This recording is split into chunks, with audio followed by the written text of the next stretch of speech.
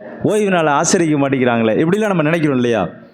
அப்போ ஆண்டவர் அவர்கள் மேலேயும் என்ன செய்கிறாரு? அக்கறையாக இருக்கிறார். அவர்களையும் ஆண்டவர் பாதுகாக்கிறார்.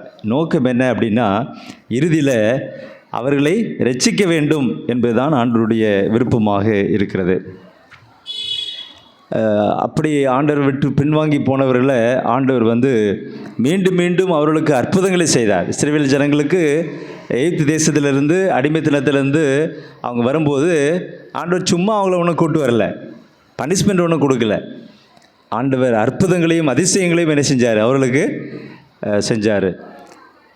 இரவில் அக்னி ஸ்தம்பம், பகலில் மேகஸ்தம்பத்தின் மூலமாக அவர்களை என்ன செஞ்சார்? வழி நடத்தினார் அப்படின்னு நம்ம படிக்கிறோம். இந்த யாத்ராகம புத்தகம் யாரை பற்றினது? பொதுவாக யாத்ராகமத்தில் யாரை பற்றி அதிகமாக சொல்லப்பட்டிருக்கு? யாரை பற்றி?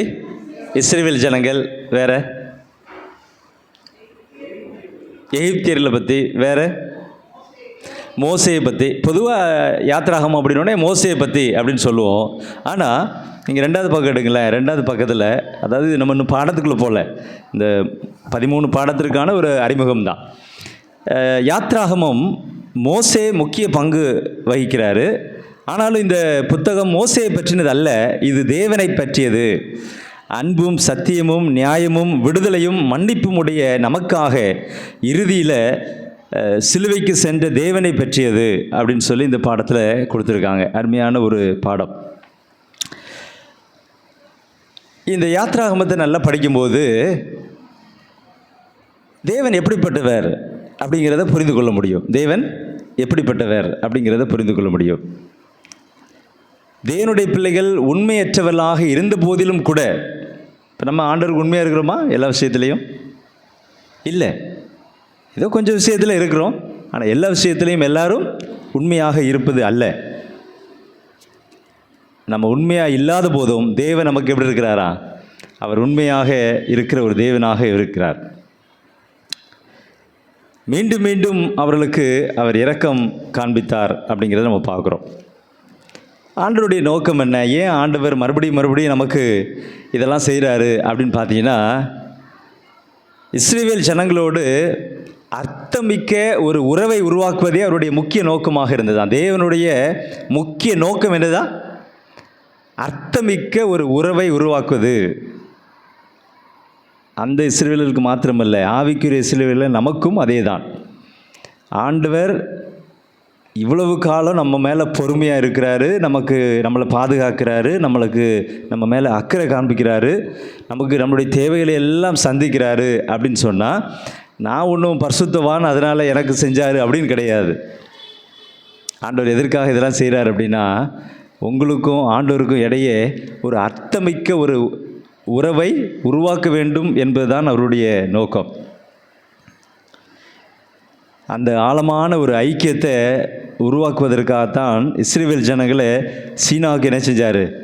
வழி நடத்தினார் அப்படின்னு இந்த பாடத்தில் மொத்தமாக இந்த 13 பாடத்தில் நம்ம படிக்கிறோம். இந்த நாளிலும் முதல் பாடமாக ஒடுக்குதல், மோசேயின் பின்னணியும் பிறப்பும் என்கிற தலைப்பின் கீழாக முதல் 2 அதிகாரத்தை நம்ம நினைச்சு போகிறோம், நம்ம தியானிக்க போகிறோம். மனப்பாட வசனம் யாராவது மனப்பாடமாக படிச்சிருந்தீங்கன்னா சொல்லலாம். யாராவது சொல்கிறீங்களா? பாட புக்கே இன்றைக்கி தான் ஃபஸ்ட்டு கிடச்சிச்சு. பாஸ்டர்மா சொல்கிறீங்களா? சரி, யாராவது ஒருத்தவங்க பார்த்து வாசிங்க சத்தமாக. வசனமே பெரிய வசனமாக இருக்குது, எப்படி பாஸ்டர் மனப்பாடமாக சொல்கிறது அப்படின்னு பார்க்குறீங்க. யாத்ராகமம் 2வது அதிகாரம் 23, 24, 25 வசனங்களே யாராவது வாசிங்க.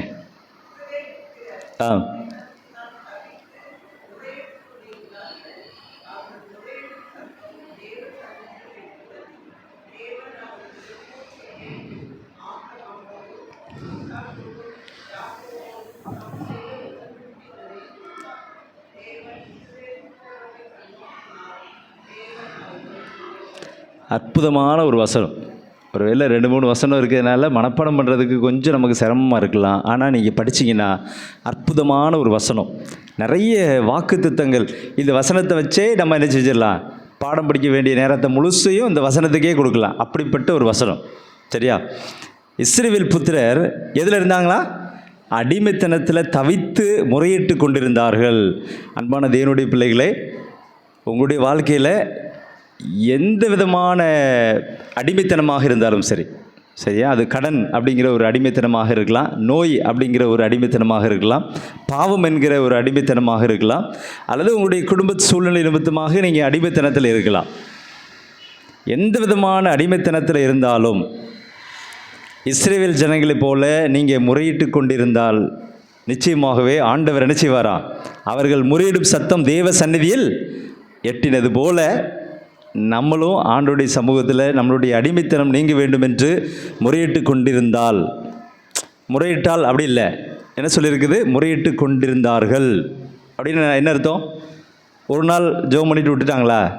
தொடர்ந்து ஜெபம் பண்ணிக்கிட்டே இருந்தாங்க. ஏசப்பா, இந்த அடிமைத்தனத்திலேருந்து எனக்கு விடுதலை தாங்க, விடுதலை தாங்க, விடுதலை தாங்க. உங்கள் கணவர் குடிக்கிறாரா? குடிப்பழக்கத்துலேருந்து அவருடைய பழக்கம் மாறி நல்லா மாறணும் அப்படின்னு சொன்னால் ஒரு நாள் 2 நாள் ஜெபம் பண்ணிட்டு விட்டுறக்கூடாது. அந்த அடிமைத்தனம் மாறும் வரை நாம் என்ன செய்ய வேண்டும்? அவருக்காக நாம் ஜெபிக்க வேண்டும். அப்படி முறையிட்டு கொண்டே இருந்தால் நம்ம முறையிடுகிற சத்தத்தையும் தேவன் என்ன செய்வார்? அவருடைய சந்நிதியில் எட்டும். தேவன் அவர்கள் பெருமூச்சை கேட்டு நம்மளுடைய பெருமூச்சையும் ஆண்டவர் கேட்பார். கேட்டுட்டு அப்படியே விடுற ஒரு ஆண்டவர் அல்ல.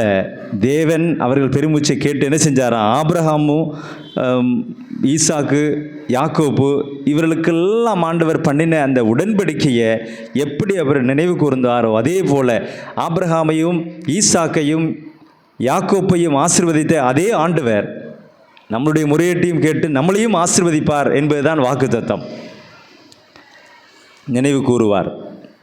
எவ்வளோ நாளாக தான் நான் இவ்வளோ கஷ்டத்திலே இருக்கிறது, நான் ஆண்டவருக்கு உண்மையாக தான் இருக்கிறேன், உண்மையாக தான் கொடுக்குறேன், உண்மையாக தான் ஓய்வு நாள் ஆசிரிக்கிறேன், ஆனாலும் எனக்கு கஷ்டம் என்ன செய்யலை, என்னை விட்டு போகலை அப்படின்னு நினச்சிங்கன்னா, ஆண்டவர் எப்படி ஆபிரகாம் ஈசாக்கு யாக்கோப்புக்கு வாக்கு கொடுத்தாரோ அவர் நினைவு கூர்ந்தார்.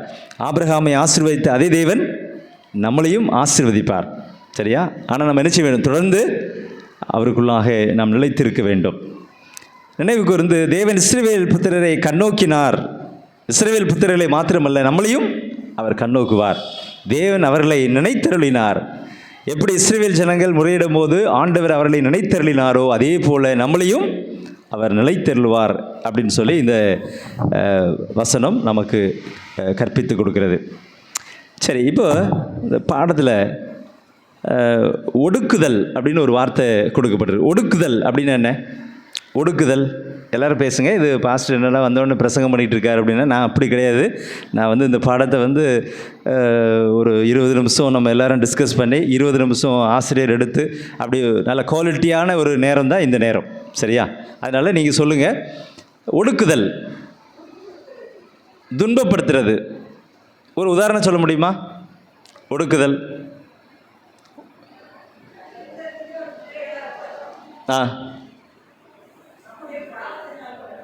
சரி, இல்லை ஒடுக்குதல் அப்படின்னா எப்படி ஒடுக்கலாம் அப்படிங்கிறது மட்டும் சொல்லுங்கள். அவங்க விருப்பப்படுறதை செய்யாமல் இருக்கிறது. இப்போ அடிமைத்தனத்தில் இருக்கும்போது அவங்கள ஒடுக்குறது அப்படின்னு சொன்னால், அவங்களுக்கு 3 வேளையும் சாப்பாடு கொடுத்து அவங்கள தூங்க வைக்க மாட்டாங்க. அவங்கள நல்ல வேலை வாங்கிட்டு ஒரு வேளை சாப்பாடு குறைச்சி கொடுப்பாங்க. இப்படி நிறைய காரியங்கள் இருக்குது. ஒடுக்குதல். இப்போ ஒடுக்குதல் அப்படிங்கிறது நமக்கு நல்லா தெரியும் இல்லையா? இப்போ நாம் வாழ்ந்து கொண்டு இருக்கிற ஒரு உலகமும் அப்படிப்பட்டது தான். இப்போ நிறைய செய்திகள் நம்ம கேள்விப்படுறோம். கிறிஸ்தவர்களுக்கு எதிராக நிறைய காரியங்கள் வேறு மாநிலத்தில் நடக்குது. சரியா? ஒடுக்குறாங்க, கிறிஸ்தவர்களை ஒடுக்குகிறார்கள். ஆராதனை நடத்துகிற இடத்துல போய் ஆராதனை நடத்தக்கூடாதுன்னு சொல்கிறாங்க. விபிஎஸ் நடத்திட்டு இருக்கும்போது அந்த விபிஎஸ் ஆசிரியர்களெலாம் பிடிச்சி அடிக்கிறாங்க. இப்படிலாம் நிறைய கேள்விப்படுறோம் இல்லையா? அப்போ ஒரு கிறிஸ்தவர்களை ஒடுக்குகிற ஒரு காலகட்டத்திற்குள்ளாக நம்ம வந்திருக்கிறோம். சரியா? உண்மையா? கண்டிப்பாக உண்மை. மத சுதந்திரம் இருக்குது அப்படி இப்படின்னு பேசிக்கிட்டு இருக்கோம். ஆனால் கொஞ்ச காலம் கழித்து சீக்கிரமாகவே என்ன செய்ய போகுது? அதெல்லாம் கிடையாது, அப்படிலாம் என்ன செய்ய முடியாது, பண்ணக்கூடாது. இப்போவே நிறைய சட்டங்கள் இருக்கிறது. இந்த குழாயெல்லாம் வெளியில் வைக்கக்கூடாது.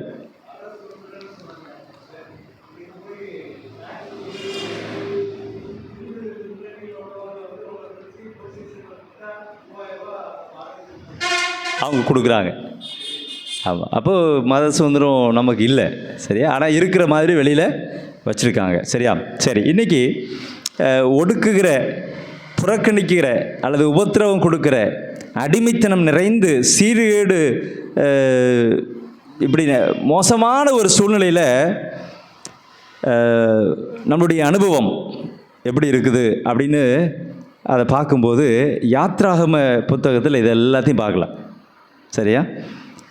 ஒடுக்குதல், புறக்கணிக்கப்படுதல், உபத்திரவம், அடிமைத்தனம், சீர்கேடு, இதெல்லாம் இந்த உலகத்தில் இப்போ இருக்குது இல்லையா? இதெல்லாம் யாத்ராகம புத்தகத்தில் முன்னாலேயே நமக்கு சொல்லப்பட்டிருக்கிறது. வாழ்க்கையில் காணப்படக்கூடிய போராட்டங்கள், அநியாயங்கள், சோதனைகளை பற்றி யாத்ராகம புத்தகம் என்ன செய்கிறதா? பேசுகிறது. இவ்வளவு பிரச்சனைகள், உபத்திரவங்கள் இருந்தாலும் உபத்திரவங்களுக்கு மத்தியில் தம் மக்களுக்காக தேவன் தலையிட்ட நிகழ்வுகள் அனைவருக்கும் ஊக்கமளிக்கிறதாகவும் இருக்கிறது.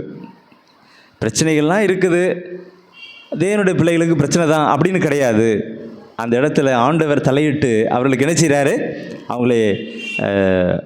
அவங்கள ஊக்கமளிக்கிறார். ஒடுக்கப்பட்டவருடைய குரலை ஆண்டவர் கேட்குறாரு. போராட்டத்தை பார்க்குறாரு. அவருடைய கண்ணீரை காண்கிறார். அவங்க வேதனையில் இருக்கும்போது அவர்களுக்கு உதவி செய்கிறார் அப்படின்னு நம்ம படிக்கிறோம்.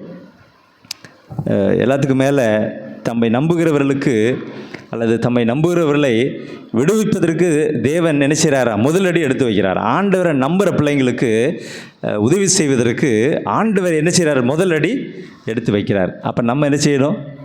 நம்புறதில் நம்ம என்ன செஞ்சிடக்கூடாது? குறைஞ்சிடக்கூடாது. அவர் கொடுப்பதை விசுவாசித்தால் அல்லது அவர் கொடுப்பதை நம்பினா அதை ஏற்றுக்கொள்வது மாத்திரம்தான் நம்முடைய வேலையா. அதுதான், அதை அறிந்து கொள்ள வேண்டும். அப்படின்னா யாத்ராகம புத்தகத்தை நான் நல்லா படிக்கணும் அப்படிங்கிறத நம்ம பார்க்குறோம். இந்த யாத்ராகம புத்தகம் மீட்பையும் விடுதலையும் இறுதி ரட்சிப்பையும் பற்றிய ஒரு புத்தகமா? சரியா? நல்ல கவனிங்க. மீட்பு நமக்கு அவசியமா? நிச்சயமாக தேவை. விடுதலை அவசியமா? கண்டிப்பாக நமக்கு வேணும். இறுதி ரட்சிப்பு வேணுமா? கண்டிப்பாக வேணும். இது எல்லாம் பற்றி பேசுகிறது தான் இந்த யாத்ராகமம். இவை அனைத்தையும் இயேசு கிறிஸ்துவையும் அவர் நமக்காக செய்தவற்றையும் விசுவாசித்து நாம் என்ன செய்யக்கொள்ளலாம்? பெற்றுக்கொள்ளலாம் என்பதுதான் இந்த பாடத்தில் நமக்குள்ள மிக முக்கியமான ஒரு பாடம். எகிப்தில் தேவ ஜனங்கள் இருந்தாங்க. எகிப்து தேசத்தில் எப்படி இருந்தாங்க? எப்படி அவங்க எகிப்து தேசத்துக்கு போனாங்க? எதனால் போனாங்க? ஏன் பஞ்சம் வந்துச்சு?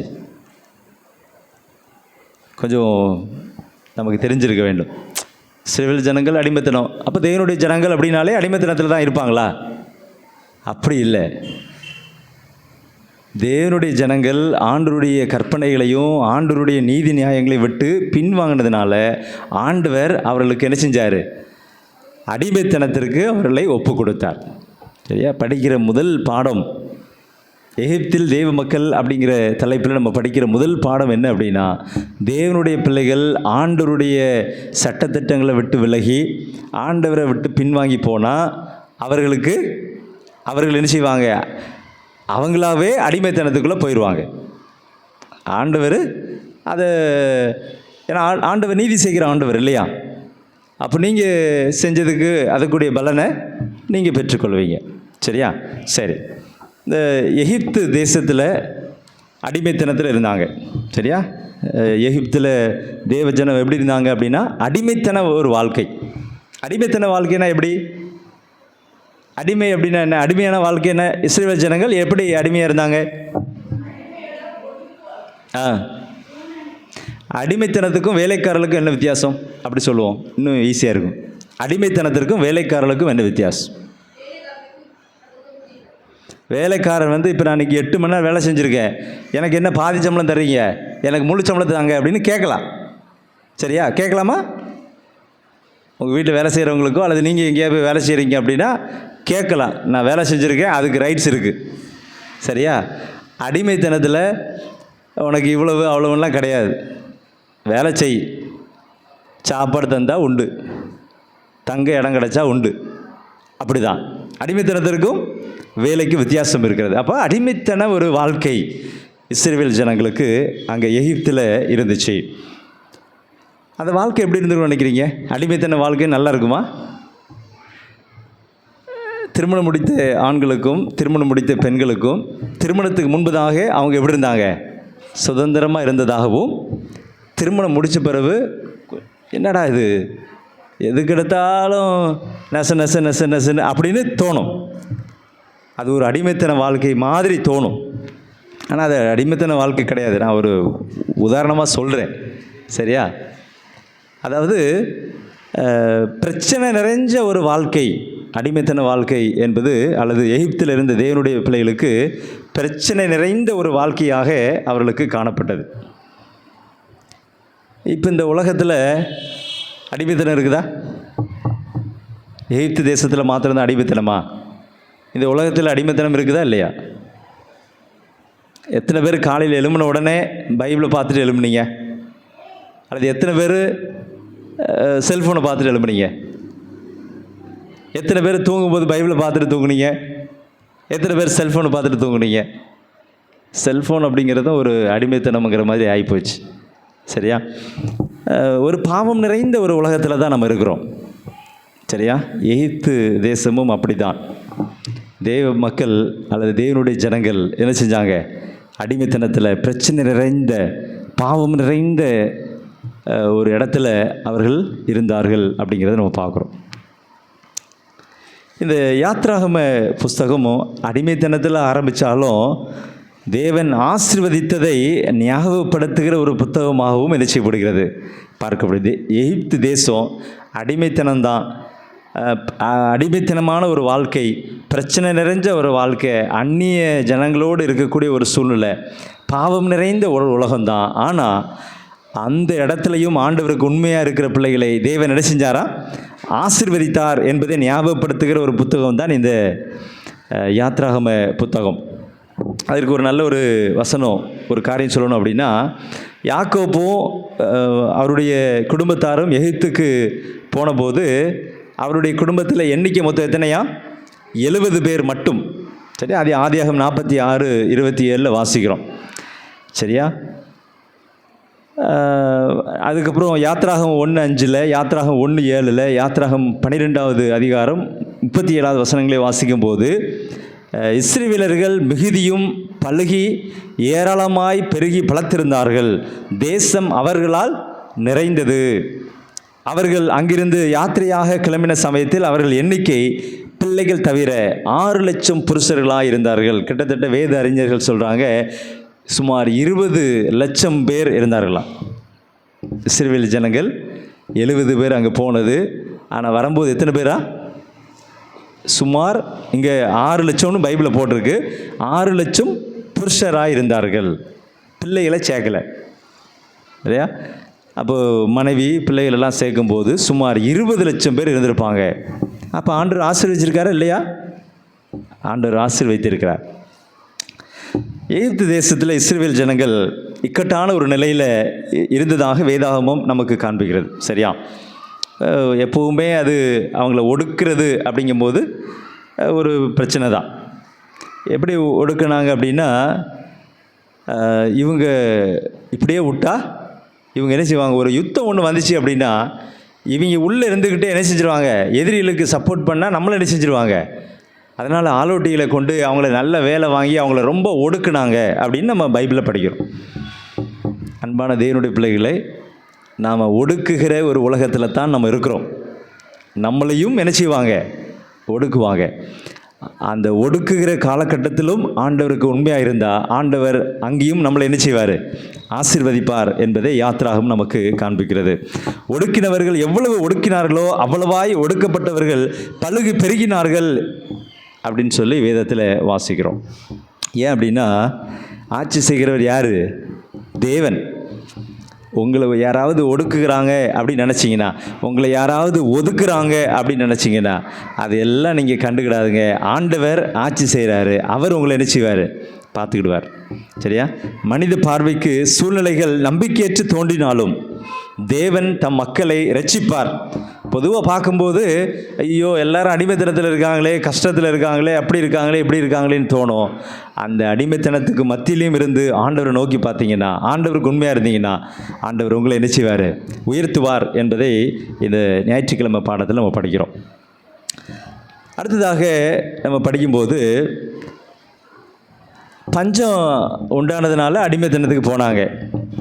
அதுக்கப்புறம் படிப்படியாக அவங்களுக்கு எப்படி ஆசீர்வாதம் வந்தது அப்படிங்கிறது யோசேப்புடைய சரித்திரத்தை நம்ம படித்து பார்த்தா நமக்கு தெரியும். யோசேப்பை அங்கே இருக்கிற பார்வோன், அதாவது எகிப்து தேசத்தில் இங்கே பார்வோன் அப்படின்னு கொடுக்கப்பட்டிருக்கிறது. அந்த காலகட்டத்தில் யாரெல்லாம் ராஜாவாக இருந்தா அப்படிங்கிற பேரும் கொடுக்கப்பட்டிருக்கிறது. அந்த பெயர்கள் நமக்கு நல்லா குழப்புற மாதிரி இருக்குது. ஆனால் பார்வோன் அப்படிங்கிறது தான் அந்த ராஜாவுக்கு கொடுக்கப்படுகிற ஒரு பட்டம். சரியா? அந்த பார்வோன் என்ன செஞ்சார், யோசேப்பை ஒரு உயர்வான ஒரு இடத்துக்கு கொண்டு போகிறார். ஆதியாகமம் 41வது அதிகாரம் 41வது வசனத்தை யாராவது வாசிங்க. ஆதியாகமம் 41வது அதிகாரம் 41வது வசனம். ஆம் ஆம் ம்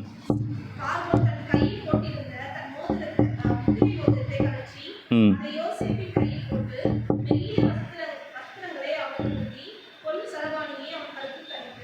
எகிப்து தேசம் முழுமைக்கும் அவனை அதிகாரியாக்கினான். சரியா? அடிமைத்தனம். ஆனால் இப்போ என்ன செய்கிறா? அடிமைத்தனத்திலிருந்து ஒரு உயர்வான நிலைக்கு தேவனுடைய பிள்ளைகள் எடுத்து செல்லப்படுகிறதை இந்த வரலாற்றில் நம்ம படிக்கிறோம். சரியா?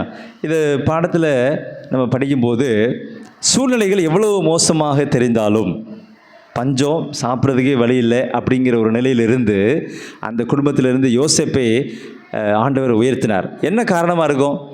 யோசேப்பு ரொம்ப அழகுள்ளவனாக இருந்தான், அதனாலயா? இல்லை, பாவத்தை விட்டு ஓடுனான். சரியா? போத்திபாருடைய மனைவி என்ன செஞ்சா? இவனை எப்படியாவது என்ன செய்ய வேண்டும், வசப்படுத்த வேண்டும் அப்படின்னு நினைக்கும் போது அவன் என்ன செஞ்சான்? இத்தனை பெரிய பொல்லாங்க நான் தேவனுக்கு விரோதமாக எப்படி செய்வது அப்படின்னு சொல்லி என்ன செஞ்சான்? அவன் ஓடி போனான். தேவனுடைய பிள்ளைகள் பாவத்தை விட்டு விலகும்போது, ஆண்டவருக்கு கீழ்ப்படியும் போது தேவனுடைய பிள்ளைகளை ஆண்டவர் என்ன செய்வார்? உயர்த்துவார். சூழ்நிலைகள் எவ்வளவு மோசமாக இருந்தாலும் தேவன் எப்போதும் நம்மோடு இருக்கிறார். எனவே நாம் என்ன செய்ய வேண்டும்? எவ்வளவு மோசமான நிலையில் இருந்தாலும் தேவனை நாம் நம்பலாம் என்கிறத இந்த பின்னணியில் நம்ம கற்றுக்கொள்கிறோம். இந்த எபிரேய மருத்துவச்சிகளை குறித்து இந்த பாடத்தில் நம்ம படிக்கிறோம். ஒரு சட்டம் ஒன்று வந்தது. என்ன சட்டம்னு யாராவது சொல்ல முடியுமா? யாத்ராகமத்தில் முதல் 2 அதிகாரத்தை நீங்கள் படிச்சிருந்தீங்கன்னா தெரியும். ஆண் பிள்ளைகள் எல்லாரையும் என்ன செய்யணுமா? கொலை செய்யணும். எதுக்காக? ஏன் இந்த பார்வோன் அல்லது ராஜா கட்டளை கொடுக்குறாரு ஆண் பிள்ளைகளை எல்லாம் கொல்ல வேண்டும்? எதற்காக? யோசித்து பார்த்துருக்கீங்களா? மூளைக்கு வேலை. எதுக்காக பெண் பிள்ளைகளை கொல்ல வேண்டியது? எதுக்கு ஆண் பிள்ளைகளை கொல்றாங்கன்னு கேட்குறேன். சண்டை போட்டால் பலசாலிகள் யார்? ஆண்கள் தான் போவாங்க. பலசாலிகள் யாருன்னா இப்போ பெண்களும் பலசாலிகள் இருக்காங்க. பொதுவாக யுத்தத்துக்கெல்லாம் போகும்போது என்ன செய்வாங்க? ஆண்களை தான். அதுவும் இந்த எபிரேய ஆண்களில் நல்ல பலசாலிகள் தான். சரியா? அப்போது அந்த மருத்துவச்சிகள், டெலிவரி பார்க்குற மருத்துவச்சிகளுக்கு சட்டம் ஒன்று சொல்கிறார் ராஜா. என்ன செய்யணும்? அந்த குழந்தைகள்லாம் என்ன செஞ்சிடணும்? ஆண் பிள்ளையாக இருந்தால் கொண்டுருங்க, பொம்பளை பிள்ளைலாம் விட்டுருங்க, ஆண் பிள்ளைகள்லாம் என்ன செஞ்சுருங்க? கொண்டுருங்க. பிரசவத்திலேயே அல்லது பிறந்த உடனேயோ எப்படியோ கொண்டுருங்க. அது சட்டம் சரியான ஒரு சட்டமா? எவ்வளோ ஒரு மோசமான ஒரு சட்டம். சரியா? 10 மாதம் ஒரு குழந்தைய சுமந்து அதை பெற்றெடுக்கணும்னு காத்திருக்கும் போது அல்லது பெற்றெடுத்த உடனே அந்த குழந்தையை கொல்லணும் அப்படிங்கிற ஒரு சட்டம். யூதர்கள் எகிப்தில் குடியிருந்தாங்க. மிகுந்த செழிப்பையும் சமாதானத்தையும் பெற்றிருந்த நாட்கள் போய் அவங்களுக்கு இப்போ அடிமைத்தனம். இக்கட்டான காலகட்டத்தில் இந்த சட்டம் ஒன்று வருகிறது. சரியா? இப்படி செய்யணும். அப்போ ஆபத்து காலத்தில் என்னை நோக்கி கூப்பிடு, நான் உன்னை விடுவிப்பேன், நீ என்னை மகிமைப்படுத்துவாய் அப்படின்னு நம்ம பார்க்குறோம். இந்த மருத்துவச்சிகளை குறித்து யாத்ராகமம் 1வது அதிகாரம் 9வது வசனத்திலிருந்து 21வது வசனம் வரைக்கும் நம்ம படிக்கிறோம். பார்வோன், நான் ஏற்கனவே சொன்னேன் இல்லையா, பார்வோன் என்பது ஒரு பட்டம், அதற்கு ராஜா என்று அர்த்தம். பார்வோனை எல்லாரும் எப்படி பார்த்தாங்களா? அந்த ராஜாவை எகிப்தியர்கள் பூமியில் உள்ள தேவன் என்றும், ரா கடவுள் அல்லது ஓசிரிஸ் அல்லது ஹோரஸ் கடவுளின் குமாரன் என்று கருதப்பட்டதாம். பார்வோன் அப்படின்னா கடவுளின் குமாரன். ரா கடவுள் எகிப்தில் மிக முக்கியமான கடவுளாக இருந்தாரா. அவர் வந்து சூரிய கடவுளாக கருதப்பட்டார். ரா கடவுள் அப்படின்னா என்னதான்? சூரிய கடவுள், கடவுளுடைய குமாரன். யார? பார்வோன். பார்வோன்னா யாருன்னு சொன்னேன், ஒரு பட்டம், அதற்கு ராஜா என்று அர்த்தம். அந்த மருத்துவச்சிகளில் 2 மருத்துவச்சிகள் பேர் இங்கே கொடுக்கப்பட்டிருக்கிறது. சாதாரண நபர்களுடைய பெயர்கள் கூட வேதாகமத்தில் சொல்லப்பட்டிருக்கிறது. நிறைய பேர் இருந்திருக்கலாம். அதில் இந்த 2 மருத்துவச்சிகளுடைய பெயர்கள் கொடுக்கப்பட்டிருக்கிறது. முக்கியமான மருத்துவச்சிகளாக இருந்திருக்கலாம். சிப்பிரால், பூவால். யாத்ராகம் புத்தகத்தில் இவங்களுடைய பெயர்கள் சொல்லப்படுவதற்கு என்ன காரணம்? யாத்ராகமும் 1வது அதிகாரம் 15வது வசனத்தை வாசிங்க. எபிரேய மருத்துவச்சிகள் 1:15.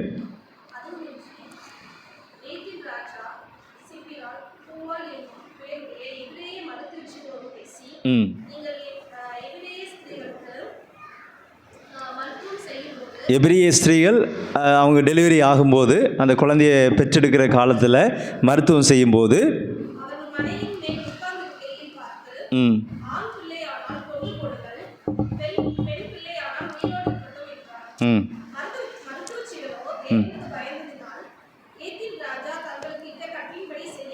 இங்கே பாருங்களேன், ராஜா ஒரு கட்டளை கொடுக்குறாரு. இந்த இவங்கெல்லாம் எகிப்தியர்கள், அடிமைத்தனத்தில் இருக்கிறவர்கள் தான். ஆனால் மருத்துவர்களாக இருக்கிறாங்க, மருத்துவச்சிகளாக இருக்கிறாங்க. இப்போது அவங்களுக்கு ராஜா ஒரு கட்டளை கொடுக்குறாரு, ஆண் பிள்ளையெல்லாம் கொன்று போடுங்க. ஆனால் அவங்க என்ன செய்யலையா? கொன்று போடலையா? என்ன காரணமா? இந்த வசனத்தை கவனிச்சிங்களா? அவர்கள் தேவனுக்கு பயந்ததுனால ராஜாவுடைய கட்டளையை அவங்க கேட்கல. ராஜாவுக்கும் மேலே ஒரு ராஜா இருக்கிறாரு, அந்த ராஜாவுடைய கட்டளையை தான் கேட்போம். இந்த ஒரு காரியம், அவங்க பூமியில் இருக்கிற ராஜாவுக்கு அவங்க பயப்படலை. அந்த ராஜாவுக்கு என்ன, ஆண் பிள்ளைகள் எல்லாம் டெலிவரி ஆகிருக்குது, நீங்கள் அவங்களெல்லாம் கொல்லலை, என்ன காரியம் அப்படின்னு விசாரிக்கும் போது ராஜாவுக்கு கொஞ்சம் நாளில் உடனே செய்தி வந்துடுது. அவங்கள கூப்பிட்டு விசாரிக்கிறாரு. அப்போ அவங்க சொல்கிறாங்க, நீங்கள் நினைக்கிற மாதிரி எகிப்திய பெண்கள் மாதிரி எபிரேய ஸ்திரீகள் அல்ல, அவங்க ரொம்பவும் பலமுள்ளவர்கள். நாங்கள் போய் மருத்துவம் செய்கிறதுக்கு முன்னாலே அவங்க என்ன செஞ்சிடறாங்க, நாங்கள் டெலிவரி பார்க்க போகிறதுக்கு முந்தையே அவங்க சுகமாக குழந்தைய பெற்றெடுத்துடுறாங்க. என்ன சொல்ல வராரு அப்படின்னா, எபிரேய மருத்துவச்சிகள் ஆண்டவர் கொடுத்த கட்டளைக்கு அவங்க தேவனை அதிகமாக மதித்தார்கள். அதனால தான் ஆண்டவர் அவருடைய குடும்பத்தை என்ன செஞ்சாராம்? தலைக்க செய்தார். தேவனுடைய பிள்ளைகள் தேவனையும் அவருடைய கட்டளையையும் அவருடைய நியமங்களையும் நம்ம மதித்து அதற்கு நம்ம உண்மையாக இருந்தோம் அப்படின்னு சொன்னால், ஆண்டவர் உங்களுடைய குடும்பத்தையும் தலைக்க செய்வார். உங்களுடைய குடும்பத்தை செழிப்பாக ஆசீர்வாதமாக மாற்றுவார். இப்போ உண்மைத்தன்மை, இந்த மருத்துவச்சிகள் என்ன செஞ்சாங்க? உண்மையாக இருந்தாங்க. நீங்களும் நானும் உண்மையாக இருந்தோம் அப்படின்னா அதற்குரிய ஆசீர்வாதத்தை ஆண்டவர் நிச்சயமாக நமக்கு கொடுப்பார். அதை நம்ம இந்த பாடத்தில் படிக்கிறோம். யாத்திராகமம் 2வது அதிகாரத்தில் மோசே பிறக்கிறார். இந்த மோசே அப்படிங்கிற இது வந்து அவரை வந்து ஒரு அதிசய குழந்தை அப்படின்லாம் சொல்லுவாங்க சரியா. மோசே அப்படின்னே உங்களுக்கு என்னெல்லாம் ஞாபகத்துக்கு வருது? செங்கடலை 2ஆக பிளந்தாரு. சரி, வேற என்ன ஞாபகத்துக்கு வருது? 10 கட்டளை வாங்கினாரு. வேற திறப்பின் வாசலில் நின்னார், வாயிலில் நின்னார், ஜனங்களுக்காக பரிந்து பேசுகிறார். ஆண்டவர் ஒரு சூழ்நிலையில் இவங்க கற்பனையை வாங்குறதுக்கு மேலே போயிருப்பார், வர கொஞ்சம் தாமதமாயிருக்கும். இங்கே என்ன செய்வாங்க? எங்களை அடிமைத்தனத்திலேருந்து வழிநடத்திட்டு வந்தது இந்த தேவன் தான் அப்படின்னு சொல்லி கண்டுக்குட்டி என்ன செய்வாங்க? வார்த்தை வச்சுக்கிட்டு அதுதான் எங்களை வழிநடத்திச்சின்னு சொல்லி எல்லாரும் என்ன செய்வாங்க? அதை தொழுது கொண்டு ஆட்டம் போட்டுட்டு இருப்பாங்க. ஆண்டவர் மேலேருந்து பார்த்து சொல்லுவார், நீ ஒரு வார்த்தை சொல்லு, அவங்கள இல்லாமல் பண்ணிடுறேன், அவங்க வணங்கா கழுத்துள்ள ஜனங்கள் அப்படின்னு ஆண்டவர் ரொம்ப கடிந்து கொள்வார். மோசே சொல்வார், இவ்வளவு காலம் நீங்கள் இரக்கமாக இருந்தீங்க, இவ்வளவு காலம் நீங்கள் எவ்வளவு நன்மைகளை செஞ்சீங்க, எவ்வளவு அற்புதங்களெல்லாம் செஞ்சீங்க, இப்போ நீங்கள் அவங்கள அழிச்சு போட்டுடலாம். அழிச்சு போட்டால் சுற்றி இருக்கிற மற்ற தெய்வங்களெல்லாம் அந்த தெய்வம் அழிக்கிற தெய்வம்லாம் சொல்லுவாங்க அப்படிங்கிற மாதிரி பேசுவார், பரிந்து பேசுவார் சரியா. பிறகு ஆண்டவர் மோசேயுடைய விண்ணப்பத்தை கேட்டு அவர்களை அழிக்காமல் விடுவார். பார்த்துருக்கீங்களா? அப்போது அது ஒரு அனுபவம். மோசே பிறக்கிறார். வேறு மோசையை பற்றி உங்களுக்கு என்ன தெரியும்? எத்தனை மாதம் அவரை ஒழிச்சு வச்சாங்க? எப்போ இவர் பிறந்தார்? இக்கட்டான ஒரு சூழ்நிலையில் பிறந்தார். நம்மளும் அப்படி தான், சரியா? இப்போ ஒரு இக்கட்டான ஒரு சூழ்நிலையை தான் நம்ம இருக்கிறோம், இல்லையா? இனிமேல் பிறக்க போகிற குழந்தையெல்லாம் ஏன் பிறந்தப்பா அப்படின்னு அழதான் செய்யணும். குழந்தை பெற்று எடுக்கும்போது சந்தோஷமாக தான் இருக்குது. ஆனால் நிறைய பிரச்சனைகள் வருகிறது. பள்ளிக்கூடத்தில் படிக்கிறதுல பிரச்சனை, படித்து முடித்த உடனே காலேஜில் சேர்ந்தால் பெரிய அட்வென்டிஸ் காலேஜில் போய் படிக்கணுன்னா பைசா இருக்காது. சாதாரண காலேஜில் போய் சேர்ந்தா ஓய்வு நாள் லீவ் இருக்காது. முதல்ல லீவ் இருக்குதுன்னு சொல்லுவாங்க. 2 வருஷம் படித்த பிறகு 3வது வருஷம் வரும்போது என்ன சொல்லுவாங்க? ஓய்வு நாள் லீவ்லாம் கிடையாது, பரீட்சை மட்டும் வந்து எழுது. இல்லை, நாங்கள் ஓய்வு நாள் உண்மையாக இருக்கணும். அப்போ அவங்களுக்கு உண்மை இல்லை, நமக்கு தான் பிரச்சனை, இல்லையா? இப்படி நிறைய பிரச்சனைகள் இருக்கிறது. மோசே எப்போ பிறந்தார்? ஆண் பிள்ளைகளெல்லாம் கொல்லணும் அப்படின்னு சட்டம் இருக்கும்போது பிறந்தார். குழந்தைய பெற்று எடுத்துட்டாங்க. எவ்வளோ கஷ்டப்பட்டுருப்பாங்க. இப்போ குழந்தை வயிற்றில் இருக்குதுன்னு தெரிஞ்சாலே ரைட்டு, இங்கே ஒன்று இருக்குது, ஆனால் பெண்ணான்னு பார்க்கணும், ஆணாக இருந்தால் கொண்டுடணும் அப்படின்னு தான் அவங்க சட்டம். அப்போ இவங்க அதையும் மறைச்சி வெளியில் வராமல் அப்படி இப்படின்னு இருந்து குழந்தைய பெற்று எடுத்து எவ்வளோ நாள் வச்சுருந்தாங்க? 3 மாதம் ஒழிச்சு வச்சுருந்தாங்க. எனக்கு ஒரு காரியம் ஞாபகத்துக்கு வருது. ஒழிச்சு வைக்கிறது அப்படிங்கிறது லேசான ஒரு காரியம் கிடையாது. நான் கல்லூரியில், ஸ்பைசர் கல்லூரியில் படிக்கும்போது நடந்த ஒரு நகைச்சுவையான ஒரு சம்பவம். எனக்கு இந்த சால கருவாடுனா ரொம்ப பிடிக்கும். அப்போ காலேஜில் படிக்கும்போது சால கருவாடு, சால மீனில் செய்கிற கருவாடு. அப்போங்கிறது 50 ரூபாய்க்கு 100 ரூபாய்க்குன்னு வாங்கி அதை கருவேப்பிலெல்லாம் போட்டு சுற்றி பத்திரமா கொண்டு போய், நல்ல காஞ்ச கருவாடை, ரொம்ப சுமல் வராது, நல்லா காய வச்சு, நம்ம ஊரில் தான் வெயில் தெரியும்ல, 4 நாள் வச்சோம்னா போதும், அப்படி சுற்றி அங்கே வச்சு, அங்கே வந்து ஒரு கரண்ட் ஸ்டவ் இருக்குது. கரண்ட் ஸ்டவ்வில் இந்த கருவாடை போட்டால் கஞ்சி வச்சுட்டு, சனிக்கிழமை நைட்டு தான் அங்கே சமையல் நடக்கும். அப்போது ஒரு 4 கருவாடையும் போட்டுட்டு அந்த கருவாடையும் கஞ்சி வச்சு சாப்பிட்டா அவ்வளவு சுவையாக இருக்கும். அப்போ அப்படி தான் ஒரு ட்ரிப் என்ன செஞ்சோம் அப்படின்னா, கதவெல்லாம் பூட்டி நானும் என்னுடைய நண்பர்களும் என்ன செஞ்சோம் அப்படின்னா, கஞ்சிலாம் வச்சு இறக்கி வச்சு, கஞ்சி வச்சா யாருக்கும் தெரியாது.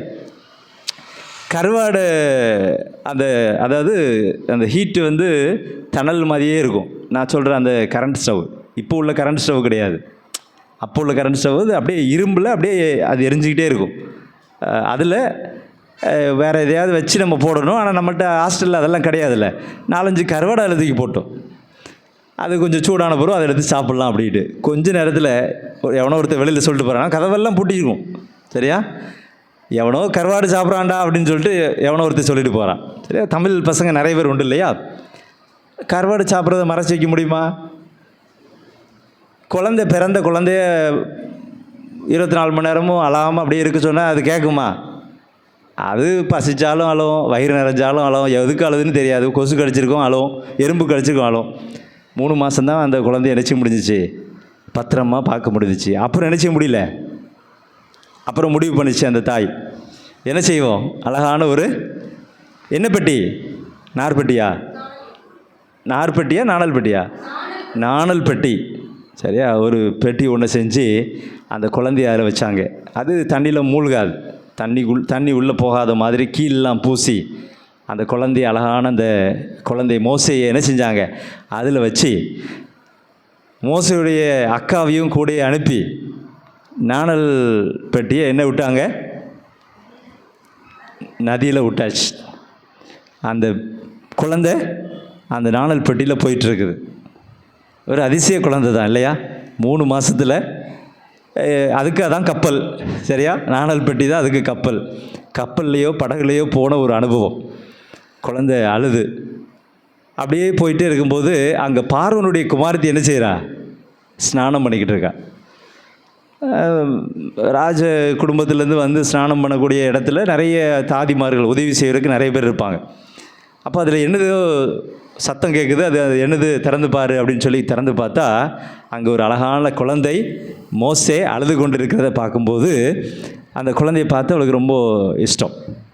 அப்போ மோசையுடைய அக்கா என்ன செய்கிறாங்க? அங்கேயே வந்து பக்கத்துலேயே வந்து அந்த குழந்தைய உடனே அவங்க விசாரித்து எல்லாம் பார்க்கும்போது இந்த குழந்தைக்கு பால் குடி மறக்காத குழந்தை, சின்ன குழந்தையாக இருக்குதே, இதுக்கு ஒரு தாய் பால் கொடுக்கறதுக்கு ஏற்ற மாதிரி ஒரு தாய் பார்க்கணுமே அப்படின்னோடனே சொந்த தாயிட்டே கொண்டு போய் அதை கொடுத்து அந்த குழந்தையை என்ன செய்கிறாங்க, மோசே அப்படி வளர்க்கப்படுகிறார். ஆச்சரியமான ஒரு பிறப்பு.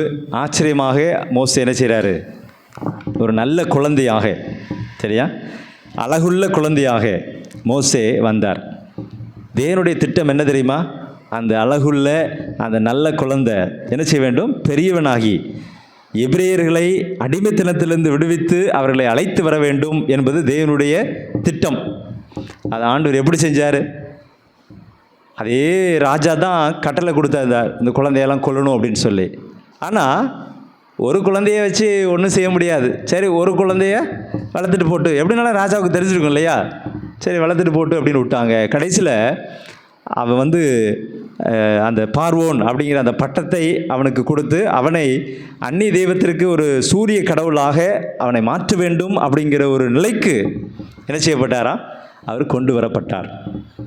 ஆனால் அப்படி ஆச்சரியமாக வந்தவர் தான் இந்த மோசே அப்படிங்கிறத நம்ம பார்க்குறோம். வேதம் சொல்கிறது 12 வருடங்கள் தன் உண்மையான குடும்பத்தினருடன் தான் மோசே வாழ்ந்தார் அப்படின்னு. அவரை எகிப்தின் அடுத்த பார்வோனாக நியமிப்பதற்கான ஆயத்தமாக மிக சிறந்த எகிப்திய கல்வியை என்ன செஞ்சார், பெற்றார். எகிப்திய கல்வியில் நல்ல சிறந்த கல்வி அவருக்கு கொடுக்கப்பட்டது. ஆனால் தேவனையும் அவரது சத்தியத்தையும் பற்றின அறிவுதான் முக்கியம் என்பதால் இந்த கல்வி எவ்வளோ தூரம் பயனற்றதாக, ஏன் அதற்கு எதிராக செயல்பட்டது என்பதை நம்ம யோசித்து பார்க்கணும். ஒரே ஒரு அவருடைய திட்டத்தில் ஒரு மாற்றம் அப்படின்னு சொல்லி ஒரு கருத்து இருக்கிறது. ஒரு காரியம் நடக்குது. இப்போ வந்து இவர் தான் அடுத்த ராஜா அப்படிங்கிற ஒரு நிலை இருக்கும்போது அங்கே ஒரு சம்பவம் நடக்கிறது. 2வது அதிகாரத்தில் 11வது வசனத்துலேருந்து 25வது வசனம் வரைக்கும் ஒரு சம்பவம் நடக்கும். என்ன சம்பவம் நடக்கு, யாராவது சொல்லுங்க பாப்போம். யார் யார் சண்டை போட்டா? யார் யார் சண்டை போட்டா? எகிப்தியனும் எபிரேயனும் சண்டை போட்டாங்க. சரி,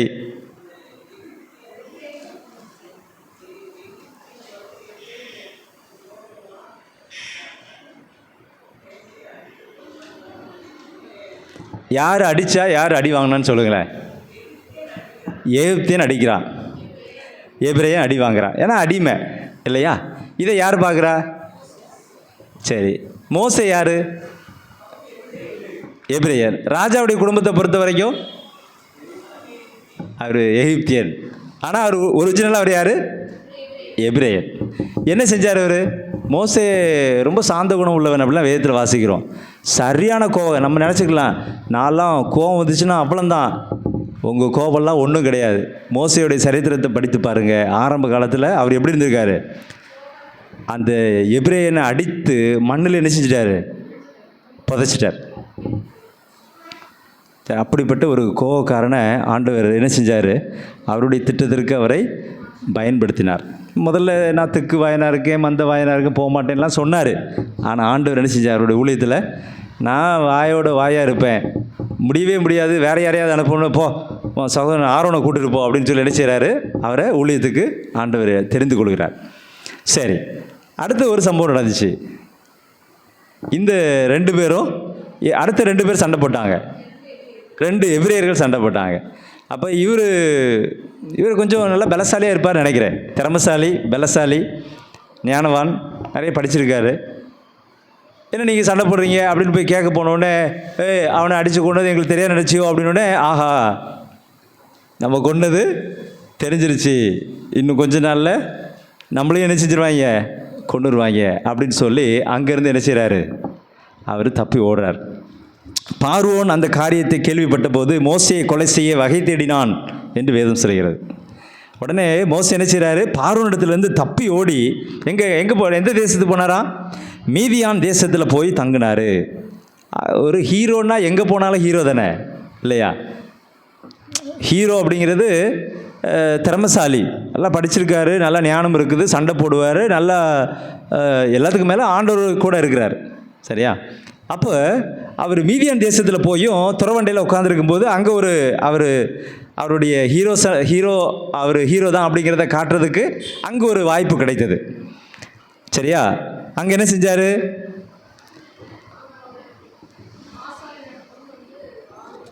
ஆடுகளை மேய்ச்சிக்கிட்டு இருக்காங்க.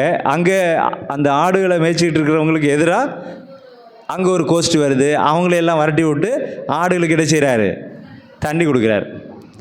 உடனே இப்படி ஒருத்தர் வந்தார், இப்படி எங்களுக்கு எதிராக வந்தவங்கள என்ன செஞ்சார்? விரட்டி விட்டு அவங்களாம் அடித்து நம்ம ஆடுகளுக்கெல்லாம் தண்ணி கொடுத்தாரு. அப்படின்னு உடனே அவர் யார் அவரை கூட்டுவாங்க அப்படின்னு சொல்ல பிறகு தான் அவர் அப்படி தான் என்ன செய்கிறாரு? அந்த வீட்டுக்கு போகிறாரு. அங்கே போய் பார்த்தீங்கன்னா அதுக்கப்புறம் அவருடைய வாழ்க்கை என்ன செய்யுது? அவர் அந்த வீட்டில் உள்ள அந்த மனுஷன் என்ன செய்கிறாரு? அவருடைய மகளை மோசேக்கு சிப்போரால் என்ன செய்கிறாரு? திருமணம் முடித்து கொடுக்குறத நம்ம பார்க்குறோம். திட்டங்களில் மாற்றம். சரியா? ஒரு வசனத்தை வாசிப்போம். எபிரேயர் 11வது அதிகாரம் 24வது வசனத்துலேருந்து வாசிங்க. விசுவாச பட்டியலில் மோசையுடைய பேர் இருக்கு இல்லையா? இது ஒரு முக்கியமான ஒரு தீர்மானம். இப்போ நம்மள்கிட்ட நீ ராஜாவாக இருக்கிறியா அடிமையாக இருக்கிறியான்னா நம்ம என்ன சொல்லுவோம்? அப்போ ராஜாவாக இருக்கிறது ஒரு கொஞ்ச நாள்னால நான் ராஜாவாக இருந்துக்கிறேன் அப்படி தான் நம்ம சொல்லுவோம் இல்லையா? இவர் என்ன செஞ்சாருன்னு பார்ப்போம். எபிரேயர் 11வது அதிகாரம் 24லேருந்து வாசிங்க. விசுவாசத்தினாலே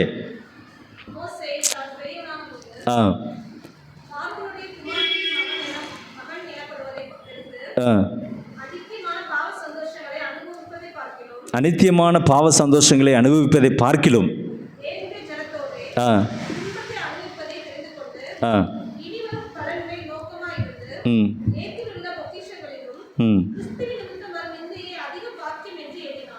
ஆண்டவருடைய திட்டம் இதுதான்.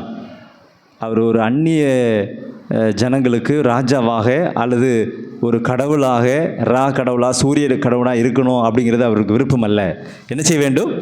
ஆண்டுடைய திட்டம் என்னதோ அதற்கு நம்மளை ஒப்புக் கொடுக்க வேண்டும் அப்படின்னு சொல்லி அவர் வந்தாராம். ஒரு பொய் கடவுளாக மாறுவதை விட மெய்யான தேவனை சேவிப்பதற்கு மோசே தீர்மானித்தார். அன்பான தேவனுடைய பிள்ளைகளை, நாமளும் என்ன செய்ய வேண்டும்? மெய்யான தேவனை, வானத்தையும் பூமியும் நீரூற்றுகளையும் உண்டாக்கினவரையே தொழுது கொள்ளுங்கள். முத்துவதில் வாசிக்கிறோம் இல்லையா? தேவனுக்கு பயந்து அவரை மகிமைப்படுத்த வேண்டும். ராஜா உடனடியாக கொல்லணும் அப்படின்னு தீர்மானம் எடுக்கப்பட்ட நேரத்தில் தான் நமக்கு ஆபத்து அப்படிங்கிறத அறிந்து மோசே உணர்ந்து அங்கிருந்து தப்பி ஓடி அவர் ஓடினது அரேபியா அப்படின்னு சொல்கிறாங்க. அரேபியாவுக்கு அவர் தப்பி ஓடினார். மோசே மொத்தம் எத்தனை வருஷம் உயிர் வாழ்ந்தார்? மோசஸ் அவர் பேர் வச்சுருக்கேன் உன்ட்ட கேட்டேன். எத்தனை வருஷம்? 120 வருடம் அவர் உயிர் வாழ்ந்தார். அதை 340 பிரிக்கிறாங்க. முதல் 40 வருஷம் சரியா அவர் எகிப்தில் பெரும்பாலும் அரச அரண்மனையில் கழித்தார். முதல் 40 வருஷம். எத்தனை மாதம்தான் தாயிட்ட இருந்தார்? முதல்ல 3 மாதம். அப்புறம் 12 வருஷம் அந்த தாய் தான் வளர்த்தாங்க. ஆனாலும் 40 வருஷம் எங்கே இருந்தார்? அவர் அரசபையில் இருந்தார், அரண்மனையில் கழித்தார். ரெண்டாவது 40 வருஷம், அதாவது 40 வயசு வாக்கில் தான் என்ன செய்கிறாரு? அங்கே கொண்டுட்டு அங்கேருந்து மீதியான் தேசத்துக்கு போகிறாரு தப்பிச்சு. அங்கே மீதியான் தேசத்தில் எத்ரோடைய வீட்டில் என்ன செஞ்சாராம்? அடுத்து மாமனார் வீட்டிலே டேரா போட்டார் 40 வருஷம். சரியா? அடுத்தது கடைசி 40 வருடம் சரியா மோசேயுடைய 5 புத்தகம். மோசேயுடைய 5 புத்தகம் என்ன? ஆதியாகமும், யாத்திராகமும், லேவியராகமும், எண்ணாகமும், உபாகமும். இந்த 5 புத்தகத்தையும் எழுதினது யார்? மோசே. சரியா? யோபுவையும் அவர் தான் எழுதினார் அப்படின்னு சொல்கிறாங்க. இந்த முதல் 5 புத்தகத்தையும் இவர் எழுதியிருக்காரு, கூடயே யோபுவையும் அவர் எழுதியிருக்கார்.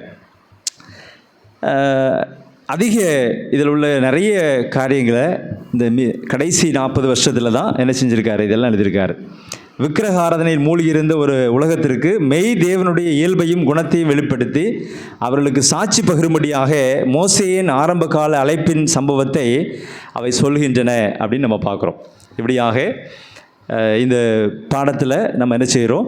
மோசேயுடைய சரித்திரத்திலிருந்து நிறைய பாடங்களை நாம் கற்றுக்கொண்டோம். நீங்களும் நானும் ஆண்டவர் நமக்கு வைத்திருக்கிற திட்டங்களை நாம் அறிந்து கொண்டு ஆண்டுடைய திட்டங்களுக்கு நம்மளை என்ன செய்ய வேண்டும்? ஒப்புக் கொடுக்க வேண்டும். இந்த மருத்துவச்சிகளை குறித்து நம்ம படிக்கும்போது அவர்கள் தேவனுக்கு பயந்ததினால் எகிப்து ராஜா தங்களுக்கு இட்ட கட்டளையின்படி செய்யாமல் ஆண் பிள்ளைகளை உயிரோடு காப்பாற்றினார்கள். சரியா? இன்றைக்கி ராஜாவுக்கு பயப்படணுமா தேவனுக்கு பயப்படணுமா அப்படின்னா நம்ம யாருக்கு தான் பயப்படணும்? தேவனுக்கு தான் பயப்படணும். சட்டத்திட்டங்களுக்கு கீழ்ப்படியணுமா அல்லது தேவனுக்கு கீழ்ப்படியணுமான்னா சட்டத்திட்டங்களுக்கு அல்ல, தேவனுக்கு நாம் கீழ்ப்படிய வேண்டும். சரி, இந்த பாடம் முழுவதிலும் நம்ம படித்தோம். நிறைய பிரச்சனைகள், உபத்திரவங்கள், அது இது அடிமைத்தனம் எல்லாம் இருந்துச்சு. இதில் நற்செய்தி என்ன அப்படின்னு பார்த்தீங்கன்னா, சாத்தான் பல திட்டங்களை தீட்டினாலும் வெற்றி கடைசியில் யாருக்கு தான்? தேவனுக்கு தான். அப்போ நம்ம தேவனோடு இணைந்திருந்தோம் அப்படின்னா நமக்கும் நிச்சயமாகவே வெற்றி கொடுப்பார் அப்படின்னு சொல்லி இந்த முதல் பாடம் முடிகிறது. இந்த நல்ல பாடங்களை படித்துக்கொண்டு நம் அனைவரையும் தேவன் ஆசீர்வதிப்பாராக. ஜெபத்தோடு நம்ம என்ன செய்வோம்? இந்த பாடத்தை நிறைவு செய்வோம். எங்களை அதிகமாக நேசிக்கிற எங்கள் நல்ல ஆண்டவரே, இந்த பரிசுத்தமான வேலைக்காக ஆண்டவருக்கு நன்றி செலுத்துகிறோம். யாத்ராகம புத்தகத்திலிருந்து மோசேயுடைய அழைப்பையும், மோசேயை எப்படி ஆண்டவர் பயன்படுத்தினீர் என்பதையும், நீர் எப்படிப்பட்ட ஒரு தெய்வம் என்பதை மோசேயுடைய சரித்திரத்தின் மூலமாக இந்த முதல் யாத்ராகமம் 2 அதிகாரத்திலிருந்து நாங்கள் கற்றுக்கொண்ட பாடங்களை எங்களுடைய மனதில் வைத்து தொடர்ந்து நாங்கள் படிக்கவும், நிறைய காரியங்களை நாங்கள் கற்றுக்கொள்ளவும் ஆண்டவர் எங்களுக்கு கிருபை பாராட்ட முடியாது நாங்கள் ஜெபிக்கிறோம். தொடர்ந்து நடைபெற இருக்கிற தெய்வீக ஆராதனையும் கர்த்தர் பொறுப்படுத்தி நடத்த முடியாய் புண்ணியநாதர் இயேசுவின் நாமத்தில் ஜெபிக்கிறேன், ஜீவனுள்ள நல்ல பிதாவே, ஆமென்.